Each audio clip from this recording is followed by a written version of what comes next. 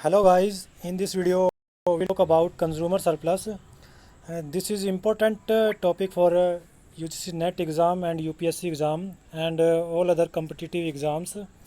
So चलिए start करते हैं। तो सबसे पहले हम देखेंगे कंज्यूमर सरप्लस की डेफिनेशन। तो डेफिनेशन क्या होती है कंज्यूमर सरप्लस की, परिभाषा क्या होती है? This is the difference between what the consumer pays and what he would have been willing to pay. It means क्या होता है कि जो कंज्यूमर होता है वो कितना जो है किसी उत्पाद के लिए, किसी वस्तु के लिए पे करना चाहता है और कितना वास्तव में वो उस वस्तु के लिए पे करता है। उन दोनों के बीच का जो अंतर होता है, उन दोनों के बीच का जो डिफरेंस होता है वो कहलाता है हमारा consumer surplus. Difference between consumer pays and what he would have been willing to pay, मतलब कि बाज़ार में जाने से पहले वो कितना सोच के गया था कि उस जो भी पर्टिकुलर वस्तु को ख़रीदना चाहता है उसके लिए कितना वो पे करने के लिए सोच के गया था और कितना वास्तव में उसने जाके उस वस्तु के लिए पे किया। तो उन दोनों का जो डिफरेंस रहेगा वो कहलाता है हमारा consumer surplus. For example, if you would be willing to pay rate 1500 for a ticket to see the IPL final match, but you can buy a ticket for only 1400 rupees. In this case your consumer surplus is rate 100। It means क्या हुआ कि अगर जैसे example लिया हमने कि कोई IPL match के अंदर क्या कि 1500 रुपये की टिकट आप सोच के गए हैं, फाइनल मैच आपने देखना है आईपीएल का और उसके लिए 1500 रुपये टिकट आप सोच के गए हैं कि 1500 रुपये आप पे करने के लिए तैयार हैं, लेकिन जो टिकट आपको मिल गई वो मिल गई आपको 1400 रुपये में। तो 1500 में आप ख़रीदना चाहते थे उस टिकट को और 1400 रुपये में आपको मिल गई, तो दोनों के बीच का जो डिफरेंस रहेगा वो कहलाएगा आपका कंज्यूमर सरप्लस, जो कि क्या होगा हमारा इक्वल टू 100 के बराबर हमारे पास क्या हो जाएगा, कंज्यूमर सरप्लस हो जाएगा। Consumer surplus can be positive और नेगेटिव। इट मीन्स क्या होता है कि कंज्यूमर सरप्लस आपका पॉजिटिव भी हो सकता है और नेगेटिव भी हो सकता है। वो कैसे?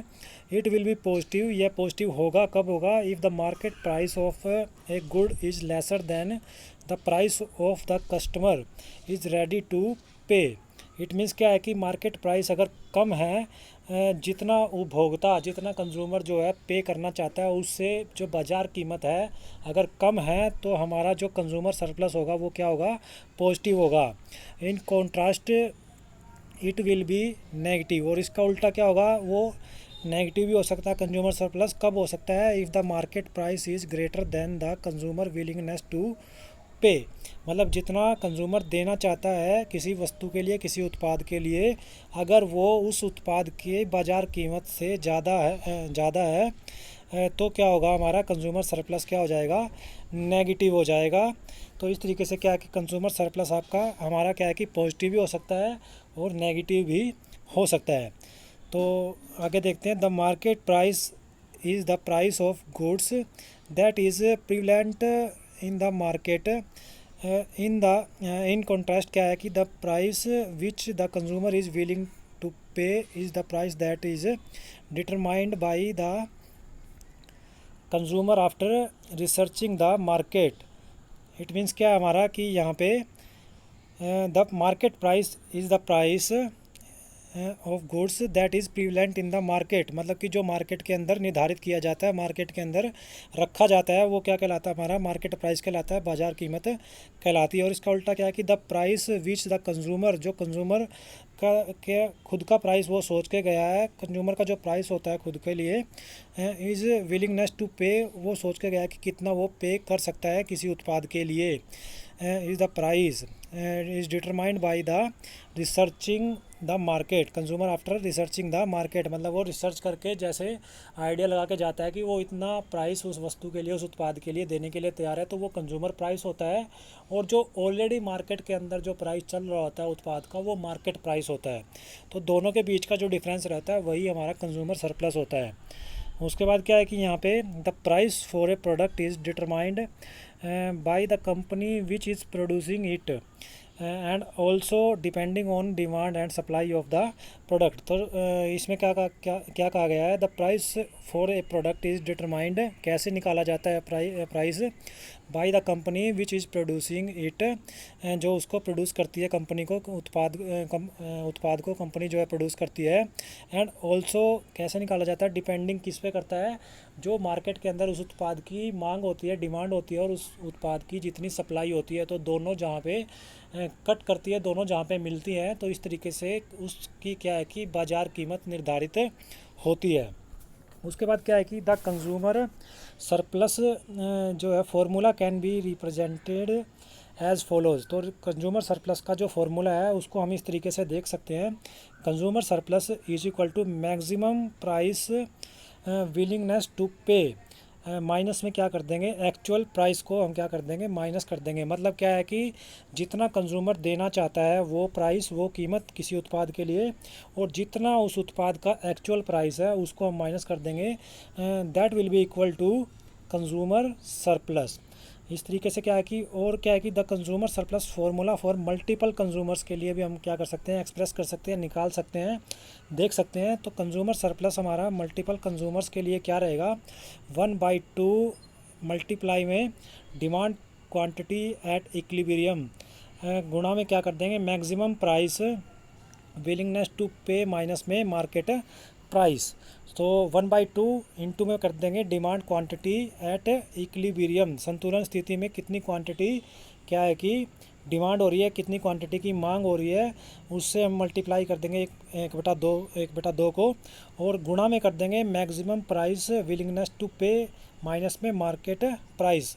Maximum price willingness to pay means consumer price, consumer कितना उस वस्तु के लिए देना चाहता है वो प्राइस, और माइनस में कर देंगे मार्केट प्राइस, जो कि मार्केट के अंदर डिमांड एंड सप्लाई के द्वारा निर्धारित होता है।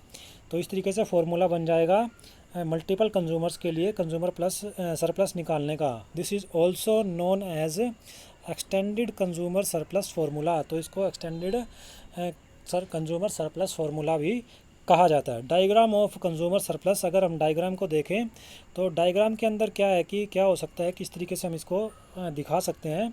सो यहाँ पे जो एक्स एक्सिस पे हमने क्या लिया है, क्वांटिटी को लिया है, और वाई एक्सिस पे हमने लिया है प्राइस को। तो एक्स एक्सिस के ऊपर जब हमने क्वांटिटी को लिया है तो इस तरीके से जो हमारी सप्लाई कर्व होता है, इट विल बी क्या होता है हमारा, positive relationship between, it will B show positive relationship between price and quantity supplied. And demand curve हमारा क्या होगा, जो डिमांड कर्व होगा इट विल शो क्या करेगा, negative relationship between price and quantity demanded. तो क्या होगा, ये हमारा इस तरीके से ये हमारा सप्लाई कर्व होगा, और ये इस तरीके से हमारा डिमांड कर्व बनेगा। ये हमारा डिमांड कर्व और ये हमारा सप्लाई कर्व होगा। तो जहाँ पे दोनों कट करेंगे वो हमारा क्या हो जाएगा, इक्विलिब्रियम प्राइस होगा, मार्केट का प्राइस होगा। तो मार्केट प्राइस से ऊपर जो ये प्राइस हम देख रहे हैं आगे, तो ये हमारा मार्केट प्राइस रहेगा, और मार्केट प्राइस से ऊपर इतना जो है वो कंज्यूमर क्या है कि देने के लिए तैयार है। लेकिन मार्केट प्राइस कितना होता है, मान लीजिए यहाँ पे मैंने उसको मान लिया, यहाँ पे मैं कोई पॉइंट ले लेता हूँ, इसको P1 नाम दे देता हूँ मैं इसको।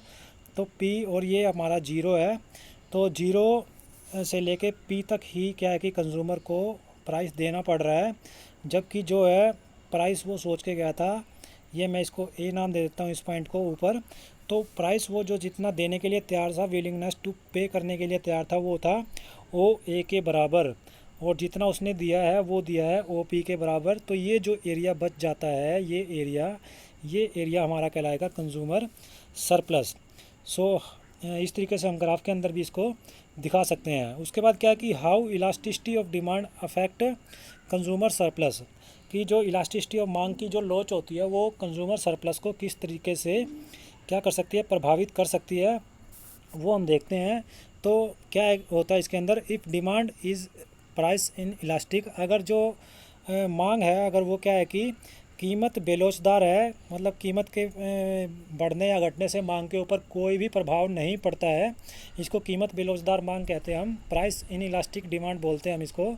Then there is a bigger gap between the price consumer are willingness to pay and the price that actually pay, मतलब इसके दोनों के अंदर क्या है कि मार्केट प्राइस और जो विलिंगनेस टू पे है, कंज्यूमर प्राइस है, उसके अंदर जो गैप आएगा वो बिगर होगा, बड़ा होगा। अगर जो डिमांड है मार्केट के अंदर वो क्या है कि प्राइस इन इलास्टिक है, मतलब कि कीमत में परिवर्तन होने से मांग में कोई ज़्यादा परिवर्तन नहीं होता है या मांग में परिवर्तन होता ही नहीं है, तो क्या होगा, बिगर गैप आ जाएगा किसके अंदर, प्राइस जो कंज्यूमर देने के लिए तैयार है उसके अंदर, और जो मार्केट में एक्चुअल में वो प्राइस देता है, दोनों के अंदर बिगर गैप आ जाएगा। उसके बाद क्या है कि the demand curve shows the maximum price that a consumer would have paid. The demand curve shows the, मतलब डिमांड कर्व क्या क्या दिखाता है, शोज द मैक्सिमम प्राइस, अधिकतम कीमत को दिखाता है, दैट कंज्यूमर क्या करता है, पेड करता है, जितनी कंज्यूमर देता है उतनी क्या है कि अधिकतम प्राइस, उस अधिकतम कीमत को दिखाता है। Consumer surplus is the area between the demand curve and the market price. So consumer surplus क्या होता है, डिमांड कर्व जो ये है इसके बीच में इसका एरिया, और साथ में क्या होता है, मार्केट प्राइस का जो एरिया होता है इसके बीच का जो एरिया, मतलब ये जो एरिया है ये हमारा होता है कंज्यूमर सरप्लस। तो कंज्यूमर सरप्लस इस तरीके से निकाल सकते हैं। उसके बाद क्या है कि if the demand curve is in elastic, अगर जो डिमांड कर्व है वो क्या है कि बेलोचदार है, consumer surplus is likely to be greater. तो कंज्यूमर सरप्लस क्या होगा, ज़्यादा होगा, अधिक होगा। किस तरीके से, monopolies are able to reduce consumer surplus by setting higher price.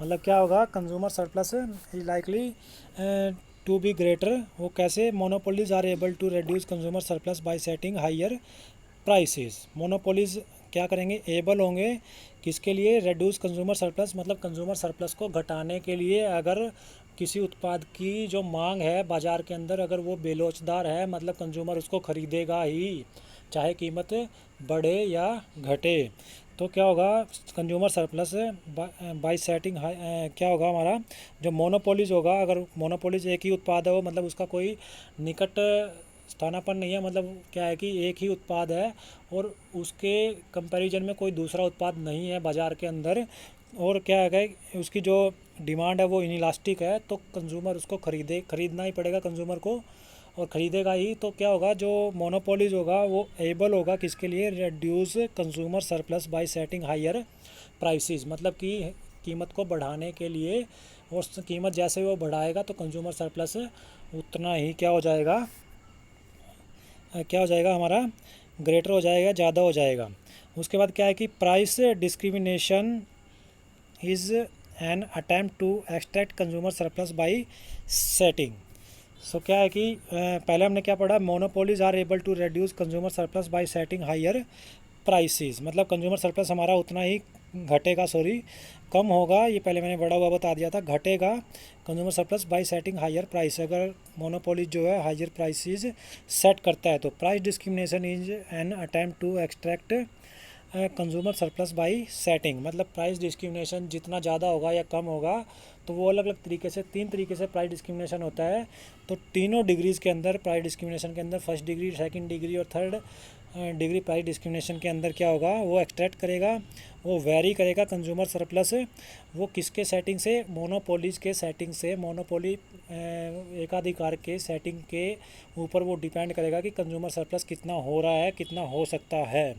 तो इस तरीके से क्या है कि अगर डिमांड इनइलास्टिक है या परफेक्ट इलास्टिक है, जो भी है, मतलब इस तरीके से इलास्टिसिटी ऑफ डिमांड का क्या है कि कंज्यूमर सरप्लस के ऊपर इफ़ेक्ट, इस तरीके से हम क्या कर सकते हैं, देख सकते हैं किस तरीके से क्या है कि इलास्टिसिटी ऑफ डिमांड जो है कंज्यूमर सरप्लस के ऊपर इफ़ेक्ट डालती है। तो ये था important topic, most important topic कहेंगे हम consumer surplus UGC net exam के लिए, और क्या है कि यूपीएससी एग्ज़ाम के लिए, और जो बाकी के जो कम्पिटिटिव एग्ज़ाम होते हैं, टीचिंग एग्ज़ाम होते हैं, तो उनके लिए भी क्या है कि ये मोस्ट इम्पोर्टेंट टॉपिक है। सो वीडियो को ज़्यादा से ज़्यादा लाइक कीजिए, शेयर कीजिए, एंड चैनल को सब्सक्राइब करना न भूलें। Thank you.